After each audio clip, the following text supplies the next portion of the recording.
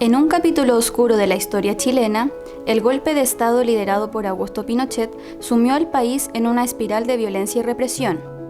En medio del caos y la injusticia, un valioso matrimonio se vio atrapado en las garras del maltrato y la persecución política. El contenido emocional es externo. Enfrentaron los horrores de una dictadura implacable, luchando por sobrevivir y mantener viva la llama de la esperanza. Esta es la relación de un matrimonio en la que juntos desafiaron al dolor, encontrados en su amor mutuo y en la determinación de resistencia ante los adversarios.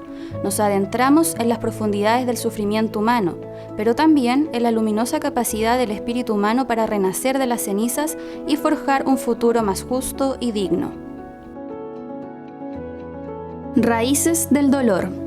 Testimonios de vida en la era de Pinochet, donde el coraje y la perseverancia brillan como faros de esperanza en medio de la oscuridad. Mi nombre es María Elena Pino Díaz, actualmente tengo 65 años. En el año 1973 tenía 15 años y 3 meses de embarazo. Mi nombre es Fernando Enrique Muñoz Orellana. Actualmente tengo 70 años, casi 71, y para el año 1973 yo iba a cumplir 18 años. ¿Cómo nace la historia de amor entre ustedes? Bueno, esto parte llegando al Instituto Superior de Comercio en aquellos años, en el año 1972, llego a primero medio. Fernando, mi esposo, ya estaba en el colegio. Él iba un año mayor que yo, iba en segundo medio.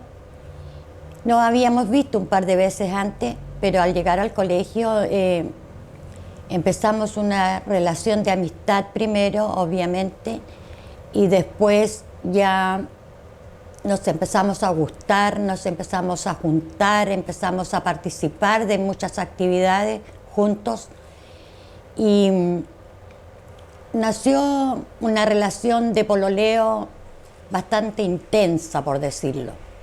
Yo antes no había pololeado, no tenía relación alguna con nadie, por lo tanto puedo decir que el primer y gran amor de mi vida siempre fue él. Tuvimos una relación, como dije, muy intensa, la que hizo que al año siguiente, siendo una adolescente de 15 años, yo quedara embarazada.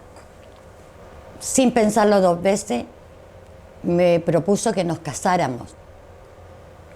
Pero en esta relación no pensamos en obstáculos, ni pensamos en los momentos que estaba viviendo el país, ni en ninguna situación adversa, sino que solamente nos movía el deseo de estar juntos y de seguir con este embarazo que en realidad yo no sabía qué hacer ni qué decidir. No había mucho que pensar en ese entonces. Llegamos a la conclusión de casarnos y lo hicimos. En mayo de 1973 nos casamos. Era una situación difícil, como lo dije, por la situación política, pero seguimos adelante con nuestro proyecto y ahí parte toda esta historia de amor y también de sufrimientos y desencantos que la vida nos tenía preparado. Fueron muchos episodios tristes y trágicos que debimos soportar en este avance de nuestra relación. Bueno, yo conocí a María Elena por una circunstancia. Yo pasaba siempre por esa parte donde ella estaba en un negocio de frutas en el mercado, en la diagonal del mercado, y justo se da la ocasión o que la niña que vendía afuera en el pasillo de ese mercado era una compañera de curso mía. Así que yo buscaba esa para hablar con mi compañera y mirar a la María Elena, porque la vi yo a ella y me gustó, la vi muy bonita y que trabajaba ahí ella. Así que empecé de a poquito a acercarme a ella, a conversarle y me decía que ella estaba en 8º año y que se iba a ir al comercial. Y le dije, yo estoy en el comercial, le dije, voy a pasar a segundo medio. Y si no te va bien, le dije, yo consigo, porque yo era bien amigo del director del colegio. Y nos hicimos muy amigos con el señor Leoncio Sepúlveda. Y, y podemos conseguir para que entre. Pero ella tenía buenas notas, así que entró por su mérito y nos encontramos en el comercial. Pero yo seguía pasando siempre porque era imposible pasar por otro lado. Y así nos fuimos haciendo muy conocidos, muy amigos. Y después ya en el colegio, como que la seguía, ¿cierto? Y la invité a participar en la Juventud Socialista. Y ella me dijo que no, porque ella no entendía de política, pero yo la invitaba igual y me acompañó, ¿cierto? Solamente en las ocasiones que había en el colegio, pero yo a la sede, por ejemplo, del partido no la llevé nunca porque no quería que ella pasara ninguna situación engorrosa y la situación en ese tiempo estaba mala ya estaba mala en ese tiempo en Chillán. Chillán era una ciudad muy bonita, muy atractiva, pero la parte política era muy complicada. Habían fuerzas políticas muy denostadas, ¿cierto? Muy categóricas. Por ejemplo, hoy día nadie entiende, hoy día 2024, qué es Patria y Libertad. Y Patria y Libertad es una situación política de derecha, pero ultraderecha, que eran muy decididos. Entonces todo ese actuar político de la derecha fue inmensamente fuerte, muy fuerte. Y bueno, y con lo de la Pepa, ¿cierto? Ya empezamos a pololear y yo le ayudaba en hartas cosas. A ella le gustaba mucho de dactilografía, pero tenía los deditos muy chicos. Así que yo, con un amigo, un compañero del partido, ¿cierto? De Nivaldo, él tenía las llaves de una oficina del partido en calle Constitución. Así que yo el fin de semana yo podía ir a buscar la máquina de escribir, para escribir dactilografía, ¿cierto?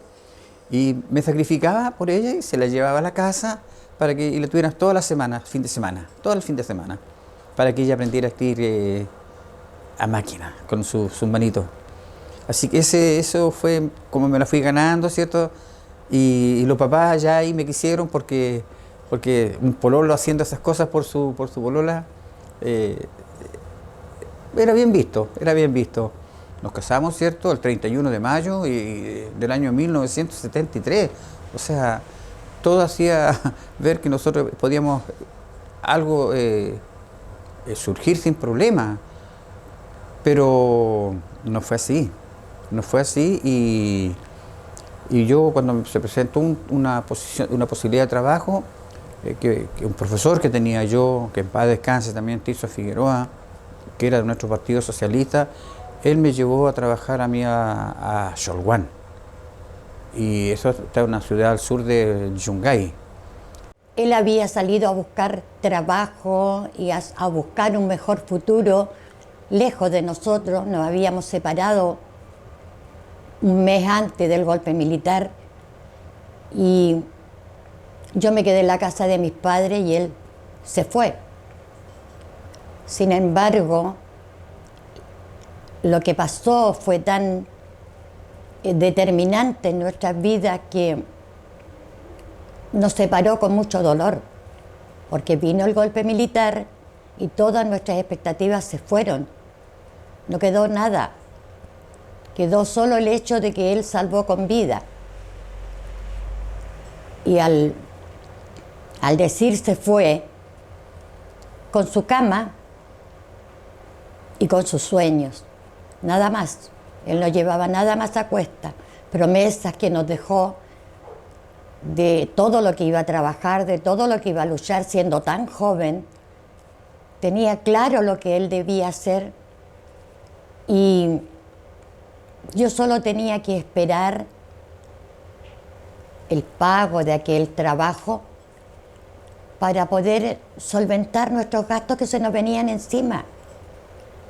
Ya tenía 7 meses de embarazo y no tenía nada. Entonces era difícil y la esperanza estaba puesta en el pago de su trabajo. esperanza de comprar ropita para nuestra guagua, comprar alimentos, comprar todo lo que nos hacía falta, porque él trabajaba doble turno. Y me decía siempre, yo empiezo a las 8 de la mañana y salgo temprano de mi primer turno y trabajo el segundo, porque yo durmiendo en la noche, yo al otro día amanezco bien. Y me sacrifico para que tengamos de todo.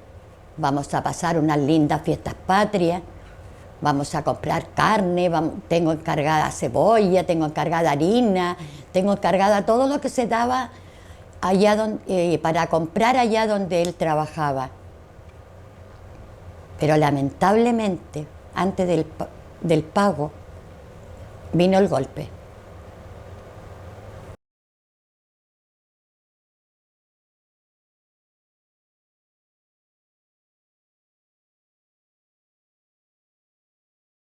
Cuando la llamada Caravana de la Muerte, al mando del general Sergio Arellano Stark, llegó hasta la zona jurisdiccional de su dependencia.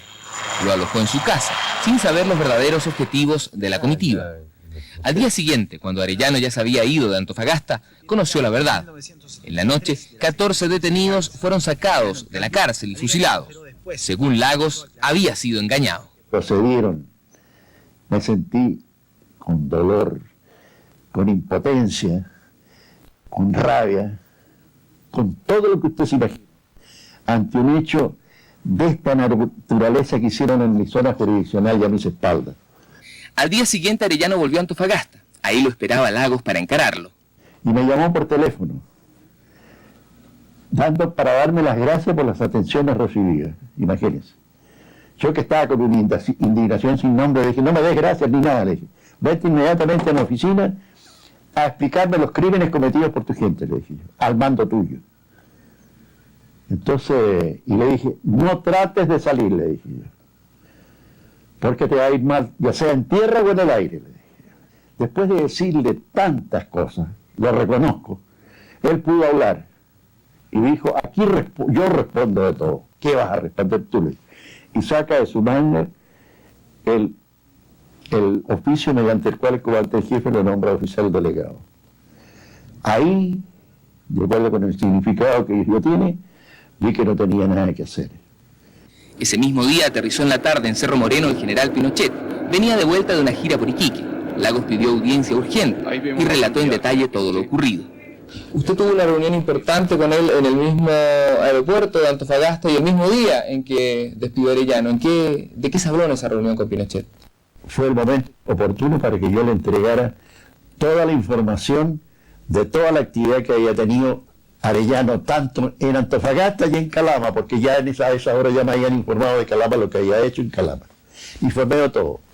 Me dio 5 minutos para esa conversación. Estuvimos cerca de 1 hora hablando. Y ahí le dije que yo no seguía más en el ejército, que cursara mi expediente de retiro, que en este ejército no podía seguir más. Mis principios eran otros. ¿Cuál fue el sentimiento tras enterarse de los eventos ocurridos durante la Caravana de la Muerte? Hartos sentimientos de todas las informaciones que se iban recopilando y que íbamos de alguna manera sabiendo, ¿cierto?, de la Caravana de la Muerte, porque pasó por cada ciudad grande del país. Y donde llegaba esa Caravana de la Muerte, había muertos, por el nombre lo decía. Tomaban gente y era para matarla. Entonces, a mí el sentimiento que tengo tan grande, ¿por qué tenía que ser así? ¿Por qué por ser alguien que piense diferente tenían que catalogarlo así de extremista, de comunista, de terrorista, ¿cierto? Para poder acabar con él, por pensar diferente. Entonces eso es terrible, es un sentimiento tan grande y que iban por cada ciudad haciendo esa maldad, por cada ciudad. Y era muy encallado porque ellos, de lo que se supo en las informaciones que de alguna manera conseguíamos nosotros, es que ellos andaban con tambores llenos de armas, ¿cierto?, en unos camiones y los helicópteros que pasaban y llegaban a tal ciudad que estaban noticiados que habían presos políticos y los mandaban a la calle y enseguida los mataban. Y después le ponían todas esas armas que andaban trayendo los tambores al lado para decir eran terroristas, tenían armas. Entonces por eso había que acabar con ellos, porque eran terroristas. Pero el problema estaba que ellos lo habían matado antes. Lo habían matado en Concepción. Un amigo me cuenta que él está en La Vega, un monumental, y andaban estos de la Caravana de la Muerte, y andaba un periodista de televisión, ¿cierto? Esteban Montero se llamaba el caballero ese, que él le hacía campaña a Pinochet y le hacía todos los discursos que hacía Pinochet. Él estaba primero ahí gritándole a la gente y avivando a Pinochet. Entonces ese periodista cubría todo eso, y le ponían, después que los mataban, le ponían todas las armas a los lados, a los muertos, ¿cierto? Y para decir que ellos, por eso los mataron, porque ellos andaban con todas esas armas. Y esos tambores con armas recorrieron todo Chile. Entonces ese es el sentimiento que tengo. ¿Por qué de esa manera? ¿Por qué no hubo otra situación diferente? ¿Por qué no hubo un asunto militar civil para que esto hubiese salido rápido adelante? ¿Por qué tuvo que estar tanto tiempo matando gente? Entonces, es un sentimiento pero muy, muy grande, muy terrible, ¿cierto? De saber que en esa época, por pensar diferente, había que matarlo. Entonces esa Caravana de la Muerte, claro, aquí en Chillán, como te digo, fue así superficial, no se supo acá, claro, porque acá no teníamos noticias nosotros, porque las radios no funcionaban con propiedad, funcionaban con bandos, y los bandos venían de Santiago. ¿Y quién era el encargado de dar todos esos bandos en Santiago? Era el vicealmirante Patricio Carvajal, se llamaba el caballero, de la Marina. Entonces, todo esto estaba todo muy bien hecho, ¿cierto? Lo de la Caravana de la Muerte para acallar todo de alguna manera, ¿cierto? Y que por pensar diferente, yo vuelvo a repetir esa palabra, por pensar diferente, ¿por qué tenían que llegar a matar tanta gente? La verdad es que no muy claro.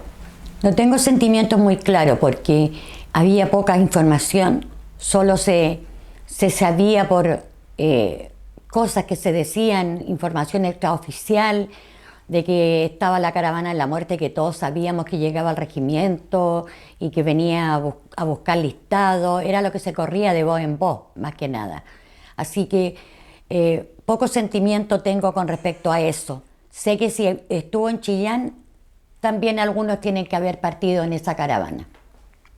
Isaías Jesús Pino Díaz, ¿nos podrías contar quién es? Ese nombre es muy importante en mi vida. Es el nombre de un hermano mío, mi querido hermano. Isaías Jesús Pino Díaz, mi cuñado, hermano de mi señora, un gran hombre, un gran cuñado. Un excelente hijo y un excelente hermano.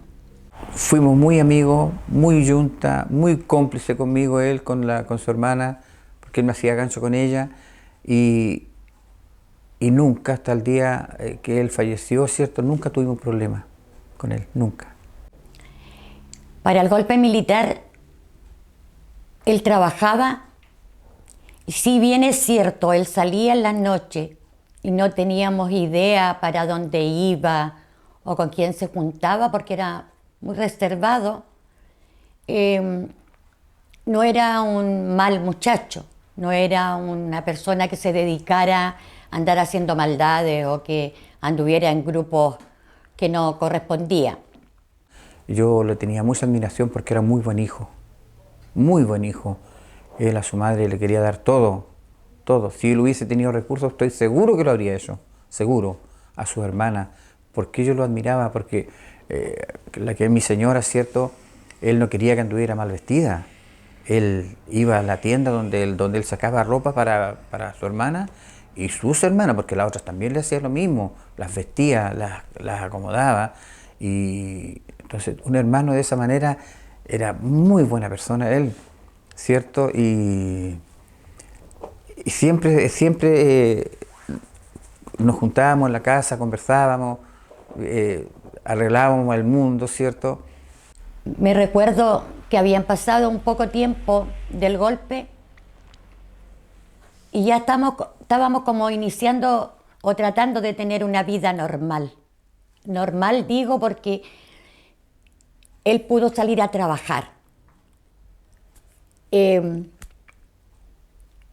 se abrieron las tiendas y el toque de queda era más tarde.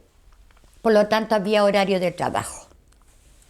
Yo también había retomado mis clases en el comercial para no perder el año escolar. Fernando, mientras tanto, se quedaba cuidando a su hija en la casa de mis padres. Vivíamos en Rosita O'Higgins. Me recuerdo perfectamente que ese día yo iba camino al colegio con mi compañera Magdalena. Ella era de Quinchamalí y vivía con nosotros. Y la casa de mi padre estaba al fondo del pasaje. Yo venía saliendo del pasaje rumbo a tomar la locomoción, que el paradero estaba en una placita, ahí mismo en la esquinita, y veo llegar un camión, porque no eran 2 o 3 militares que llegaban.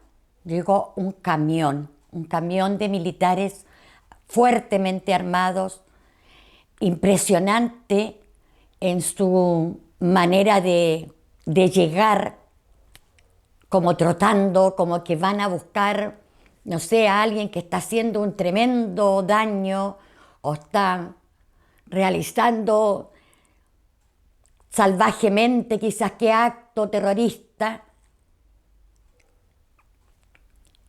Y un presentimiento muy grande llegó a mi corazón, pero no pensé en él. Él había llegado. Cuando yo salí de mi casa, él venía llegando. Quise volver a mi casa, pero pensando en Fernando, no en él, que Fernando estaba con problemas. Cuando doy la vuelta como para girar y meterme al pasaje de nuevo, un militar me toma de cada brazo, o sea, 2 militares volando en el aire y me suben arriba de la micro y le dan 2 toques a la micro para que se fuera. En ese instante, lo único que yo hacía era gritar, que me soltaran, porque yo decía, Fernando está en la casa y lo van a buscar a él, si se metieron para adentro del pasaje. Y en esas condiciones no me dejaron volver tampoco. Hicieron que la micro se fuera. Yo me fui toda la micro llorando y gritando que yo quería volver. Y mi amiga me sostenía. Así llegué al colegio, aquella tarde, sin saber nada. Sin saber qué había pasado, qué había ocurrido, cuál era el terrorista, el malvado que iban a buscar. Y me recuerdo que llego a mi sala con un ataque de pánico, de dolor, de ansiedad, de todo. Todo era una mezcla y yo gritaba y lloraba, lo único que quería era irme. Y una inspectora muy empática que teníamos con nosotros dice a mi amiga Magdalena, mi compañera, así no puede quedarse, tiene que irse. Tiene que volver a su casa. Y mi compañera le dice, yo me voy con ella, yo me hago cargo. Y tomamos la micro frente del comercial. Y llegué a mi casa con una desesperación tan grande, pero fue más terrible llegar a mi casa que lo que había salido. Y la pena tan grande que me da cuando, días después del golpe, ¿cierto?, a él lo van a buscar a la casa. Y yo estaba en la casa. Yo estaba cuando a él se lo llevaron. Que incluso yo salí de la casa ahí porque nos sacaron de dentro de la casa y nos dejaron afuera. Y yo le pedía nomás al militar que andaba que por favor, había una guagua dentro, una guaguita muy chica. Así que, y se lo llevan a él. Él muy tranquilo iba, muy tranquilo, y la persona, yo me acuerdo perfectamente quién era el que lo llevó, ¿cierto? El oficial que lo llevó, y claro, después ya él, pasaron varios días que no estaba, que no aparecía. Cuando llegué a la casa, solo estaba un hermano, el otro hermano mío.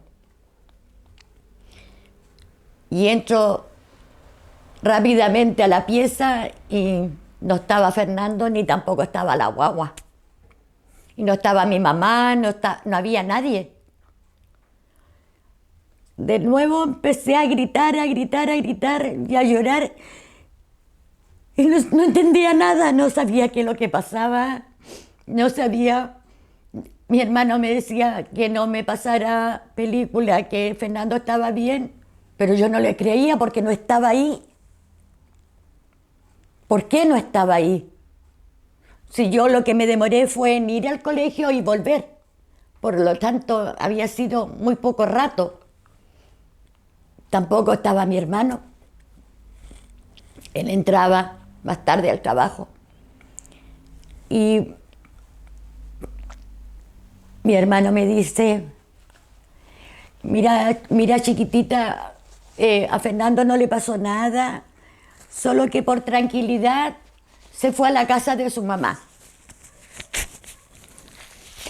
Porque de nuevo agarraron de allanarnos, porque eso era constantemente.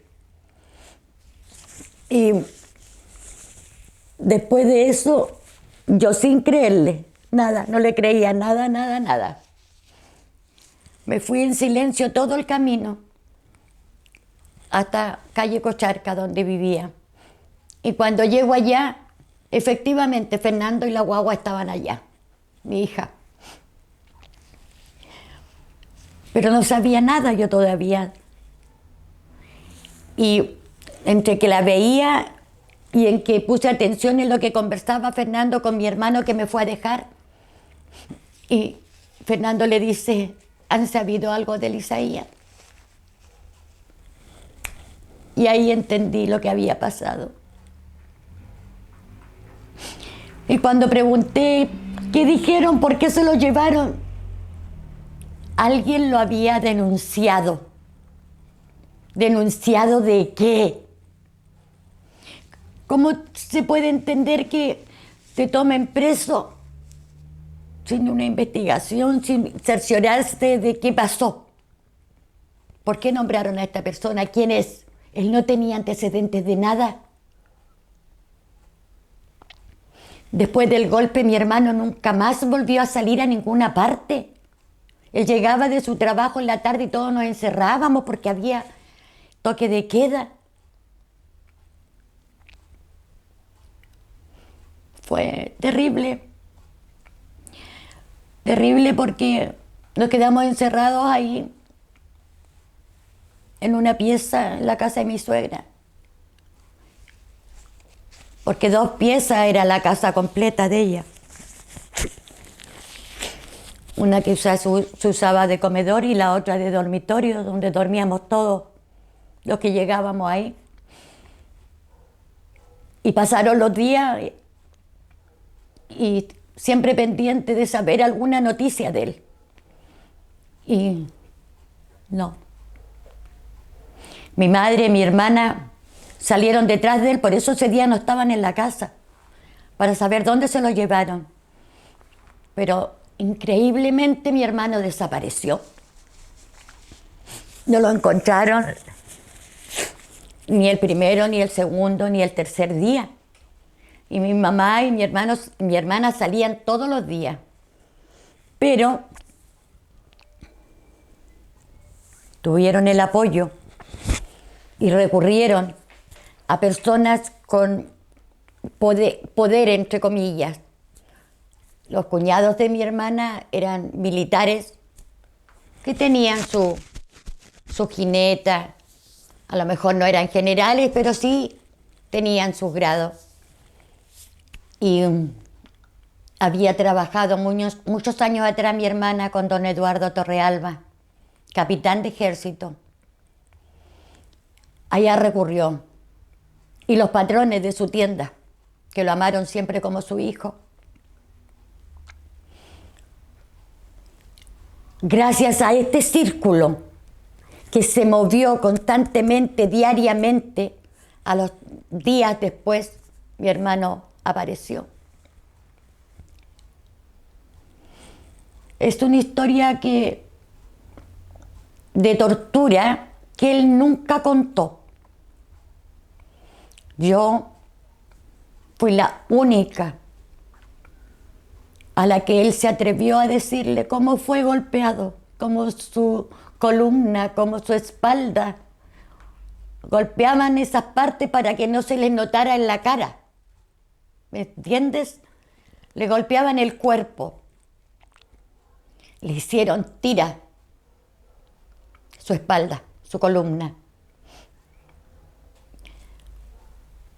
El día que mi hermano salió,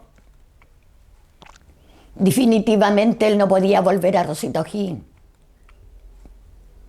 Alguien lo había delatado, había dicho que él era un comunista, terrorista, por lo tanto él no podía volver. Pero Dios siempre pone en el camino gente maravillosa, como una tía que todavía vive. Y esta tía exponiéndose a todo, porque no nos olvidemos que se luchaba contra todo, partiendo desde el miedo hasta que te pillaran y te fueran a ver a tu casa humildemente con un camión de militares, con ametralladoras y con todo lo que eso acarreaba. Y ella se hizo cargo de mi hermano, ella se llevó a mi hermano. Y no solo a mi hermano, sino que se llevó a su mujer y a su hija que tenían también, poquito mayor que la mía. Pero la vida de mi hermano no quedó en que salió libre y siguió haciendo su vida. La vida de mi hermano cambió durante esa casa porque lo que él vivió y cayó le hizo vivir escondido, a oscuras, en una pieza. Él no salía ni siquiera al patio.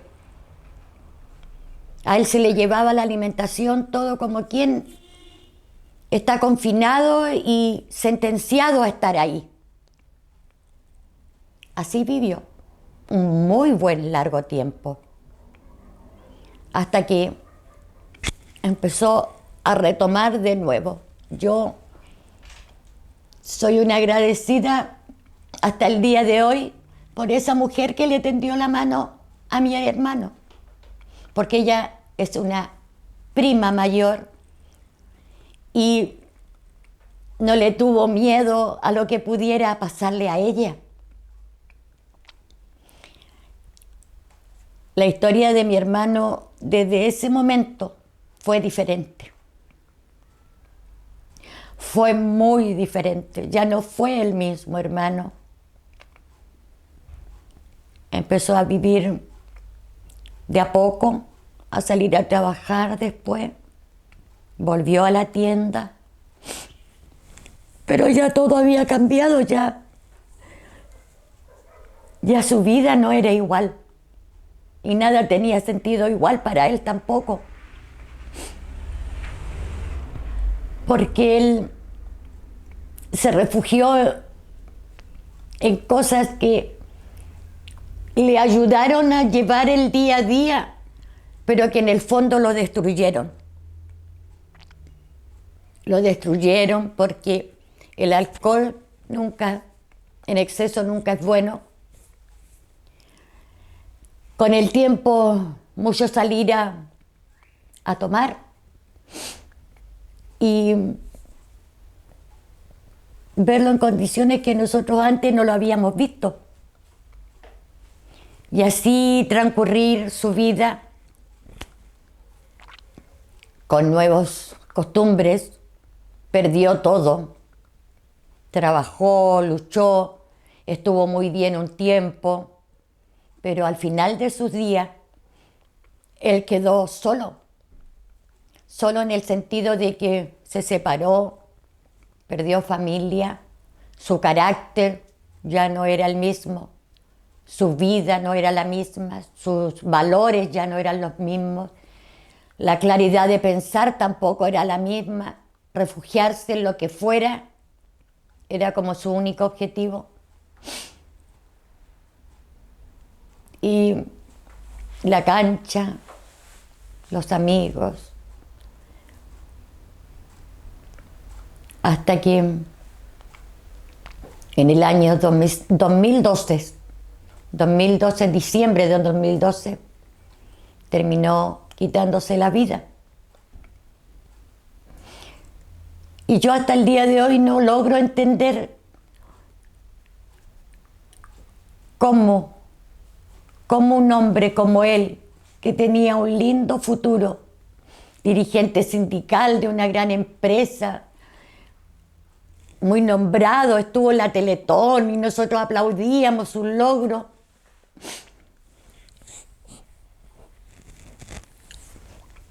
Llegó a morir de esa manera. Decidir, no quiero seguir viviendo, porque ya en las condiciones que él estaba, él no quería seguir. Y no porque nosotros también aquí en Chillán lo hubiésemos abandonado. No. De una manera u otra, sus hermanas, y digo sus hermanas porque sí lo fueron, sus sobrinas, sus sobrinos, de alguna manera, sus sobrinas por parte mía, digo yo, porque mis nietas, mis nietos, mis hijas, también lo acogían, aunque anduviera como anduviera, nosotros estábamos. Fernando lo apoyó incondicionalmente, pero ya su vida había cambiado. Sus prioridades de él y sus deseos de él no eran los mismos nuestros, de tener una vida tranquila donde no nos faltara lo primordial. Él solo era el tomar, el vicio, las máquinas, agarró de apostar, una persona que no tiene, y cuando llega a tener una moneda, ir a apostarla. Me gané 10,000 pesos, pero había apostado 20 y él se sentía ganador con 10,000 pesos. Era ilógico, ya su mente no estaba pensando bien. También vivió con una hermana mía. También. Y también tuvo que tener la misma paciencia y tener las mismas deseos de ayudarlo, pero tampoco pudo. Entonces, esos son los daños causados, que a lo mejor en el caso de él no fue un daño tan grande que se vio así en el momento que lo desequilibró tanto, pero todo esto es un cúmulo, va con el tiempo, van saliendo cosas con el tiempo. Yo no me puedo conformar de esa muerte, nunca lo puedo hacer, porque siempre que lo recuerdo, hallo que fue injusto que muriera de esa manera, que viviera de esa manera. Porque vuelvo a insistir, para mí fue un hermano ejemplar y para su madre el mejor hijo del mundo, el que quería darle todo, pero que en el fondo no pudo.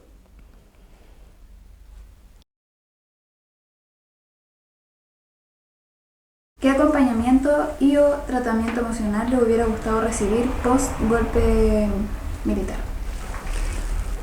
Ojalá todos los tratamientos hubiesen podido hacer así, pudiésemos haber tenido esa posibilidad, pero no nadie se preocupó de eso.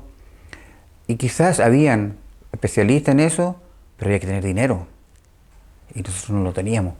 Ahí estaba la parte más complicada, porque para eso había que tener dinero, pagar. Y nadie, no había ningún ente, no había ninguna institución, ninguna,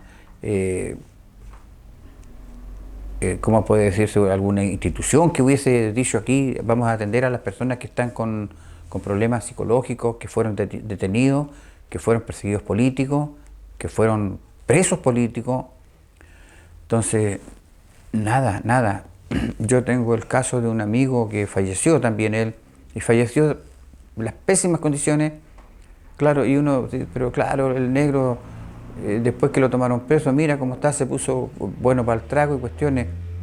¿cierto? Claro, porque no tenía ninguna ayuda.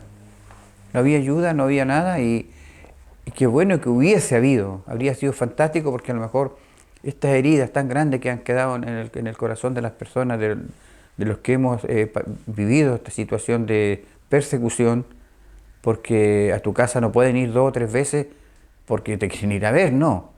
Es una persecución, ¿verdad? Y haber tenido una ayuda emocional, psicológica, habría sido fantástico, fantástico, porque así habría sido más suave el dolor a lo mejor. Pero hay cosas en la vida que a lo mejor no se van a quitar nunca, nunca, nunca, porque yo mientras viva a mí no se me va a quitar esto. Mientras yo viva no se me va a quitar el dolor, ¿cierto? La pena, la rabia, ¿cierto? De pensar que tanta mentira que hubo, tanta maldad que hubo, y que nadie la haya podido solucionar, nadie la haya podido aplacar, ¿cierto? Y decir, vamos a ayudar a estas personas a que calmen su dolor, a que calmen su pena. Así que habría sido fantástico haber tenido una ayuda emocional, pero como no la hubo, una pena, porque así hasta el día de hoy cuánta gente hay sufriendo y en silencio, porque lo que le pasó a mi cuñado, él era solo, de repente quedaba solo y no hablaba. Entonces, terrible. ¿Cómo se sobrevive este trauma durante tantos años sin una contención emocional y sacando adelante una familia?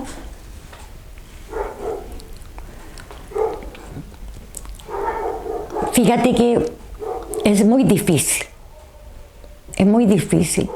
con tu corazón lleno de heridas, con tu mente llena de recuerdos, con tu mente llena de malos tiempos. Fíjate que con el tiempo nosotros fuimos tratando de salir adelante, pero sin darnos cuenta, caímos en una época en que lo único que hicimos como pareja fue dañarnos. Pasamos todos los procesos habidos y por haber, del amor al odio, a la rabia, todo eso lo desatábamos como pareja. Nos heríamos, nos ofendíamos y después seguíamos. Es un proceso difícil de explicar, porque muchos pueden decir, ¿pero cómo? ¿Cómo pudieron hacer eso? Simplemente no hallábamos cómo liberar todo esto, cómo aprender a sobrellevar esta carga emocional. Pero siempre yo he dicho, y me han dicho, la eterna enamorada de su marido, porque siempre mi objetivo fue seguir al lado de él, luchar, porque yo sabía que no era un mal hombre. Yo sabía que tenía que seguir a su lado, porque no era malo. Lo que él vivía y yo vivía junto a él era un proceso, y un proceso que fue difícil vivirlo por mucho tiempo, pero supimos mantener el amor ante las dificultades. Después de, no sé, de una pelea, de una discusión, siempre después conversábamos, ¿por qué lo hicimos? ¿Por qué esto? ¿Por qué esto otro? Y empezamos a pensar de que podíamos lograr por sí solos que el día de mañana fuera mejor. Y no fue fácil, fue un trabajo de años. Tampoco es algo que se logre de un tiempo para otro. De años. Y con la ayuda de Dios pudimos, no sé, encauzarnos siempre. Yo seguí siendo una mujer de casa, de no salir. Yo no salía, pero me empecé a instruir, por decirlo de una manera, por sí sola, a comprender, a cambiar mi timidez, mi personalidad, a buscar alternativas. Yo, por ejemplo, quería saber cómo había pasado todo lo que había pasado, qué razón había para que nosotros hubiésemos vivido todo este proceso, y me encuentro leyendo 2 veces El zarpazo del puma. Es un libro que lo leí y quedó impreso en mi mente, y pude comprender que no era yo la que estaba mal, que yo debía seguir mi vida buscando lo bueno en nosotros, pero no buscando lo bueno en los demás. Yo debía salir adelante por mi familia, yo debía buscar cambiar mis cosas negativas por cosas buenas, por mi familia, por amor a ellos, y por amor a ellos me dediqué a estar en mi casa, a cuidar de lo poquito, a que no faltara, a dedicarme 100% a ellos. Hasta el día de hoy. No soy una persona de mucho visitar a otras personas, pero sí de entregarme en cuerpo y alma a mi familia cuando vienen. Son cosas que me ayudaron. Con el sacrificio de Fernando y con el sacrificio mío, hemos logrado lo que hasta ahora somos y tenemos, y me siento muy orgullosa de eso. Con nuestras virtudes y con nuestros defectos, pero juntos, siempre con el amor, no quedando con un resentimiento, porque mucho se dice que los que pasamos por esta época del golpe son personas resentidas. Estos son resentidos que quedaron. No dicen son gente dolidas, son gente resentida. Y yo no soy una resentida. Hoy puedo dar gracias a Dios y decir, estoy inmensamente feliz con quizás lo poco que tengo, pero que lo disfruto a concho con los míos. Esto es lo grande que tengo, mi familia. Mi casa, mis hijas, mis nietas, 2 bisnietas maravillosas, una pequeñita y una de 8 años, que somos sus tatas y que nos ama. Entonces, yo no necesito grandes cosas para ser feliz. Siempre fui de las personas que buscó esas pequeñitas cosas para ser feliz. Hoy no necesito grandes cosas. Necesito estar tranquila, necesito disfrutar, necesito tener mi mesa completa, que vengan todos a sentarse a la mesa, yo servirlos, yo atenderlos, inventar motivos. ¿Que nos costó? Sí. ¿Sacrificio? Sí. ¿Dolor? Sí. Pero aquí estamos, en pie. Y eso el golpe militar no nos pudo quitar. La valentía, el coraje y las ganas y las garras de salir adelante. Eso, mérito no lo tienen, lo tenemos nosotros. Nosotros lo logramos.